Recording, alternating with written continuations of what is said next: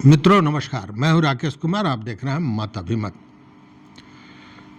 मित्रों, रेप को लेकर, बलात्कार को लेकर, महिलाओं के साथ जो जबरदस्ती होती है, इसको लेकर सरकार रोज नए कड़े नियम बना रहा है। और वैसे में अगर कोई आरोपी जिसको कोर्ट ने 10 साल और 2 साल मतलब 12 साल की सजा दी हो, ट्रायल कोर्ट ने दी हो सजा, हाई कोर्ट ने उसे बहाल किया हो, फिर सुप्रीम कोर्ट में एकमात्र एक फूल के कारण अगर उसके सजा को निलंबित कर दिया जाए और उसे एक तरह से कहें कि मुक्त किया जाए, तो आप इसे क्या कहेंगे? जी हाँ, आपने एक फिल्म देखी होगी अमर प्रेम। उसमें एक डायलॉग था कि एक चुटकी सिंदूर की कीमत तुम क्या जानो मोशा है बाबू। तो वही स्थिति यहाँ है कि एक फूल की कीमत, उसका औकात क्या है, यह सुप्रीम कोर्ट में दिखा। मामला ये था कि एक व्यक्ति जो कई वर्षों तक 1916 से 1921 तक एक लड़की के साथ, एक महिला के साथ शादी का झांसा देकर बार बार संबंध बनाता रहा और उसकी भेंट हुई थी फेसबुक पर उस महिला के साथ। वो जो लड़की थी या महिला थी, वो उस व्यक्ति के बहन की मित्र थी। फिर दोनों में जब भेंट हुआ, उसके बाद दोनों में संबंध बने और यह संबंध लगातार चला। शादी का झांसा देकर बार बार वो संबंध बनाता रहा। लेकिन बाद में जब महिला ने शादी पर जोर दिया तो उस व्यक्ति ने शादी करने से इनकार कर दिया। उसका ये कहना था कि इसके लिए हमारी माँ तैयार नहीं है, इसलिए मैं शादी नहीं करूँगा। बाद में जो आहत महिला थी, जो पीड़ित थी, वह पहुंची ट्रायल कोर्ट में।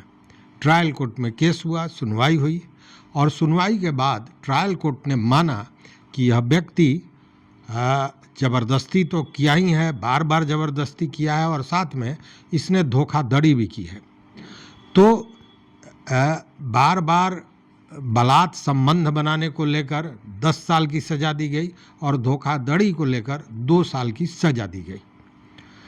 जब यह सज़ा मिला तो वह व्यक्ति जो आरोपी था वह पहुंच गया हाई कोर्ट में।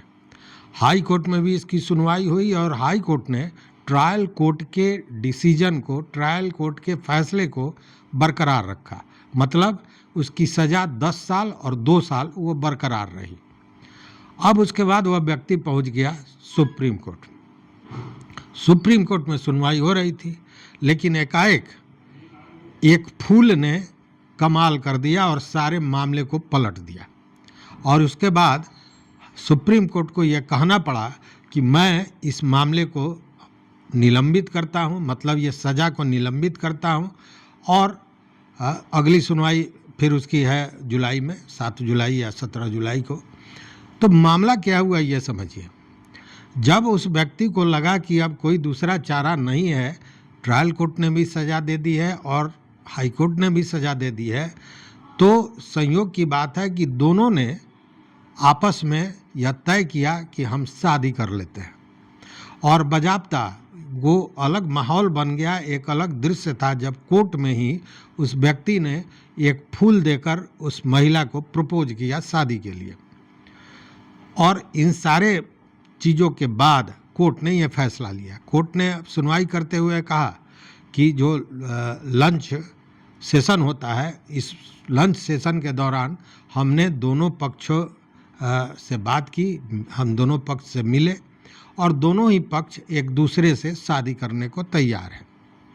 अब शादी की क्या व्यवस्था होगी ये तो उनके माता पिता तय करेंगे, लेकिन यह शादी जितनी जल्दी हो जाए उतनी अच्छी है और तत्काल प्रभाव से जो सज़ा दी गई थी उसे हम निलंबित करते हैं।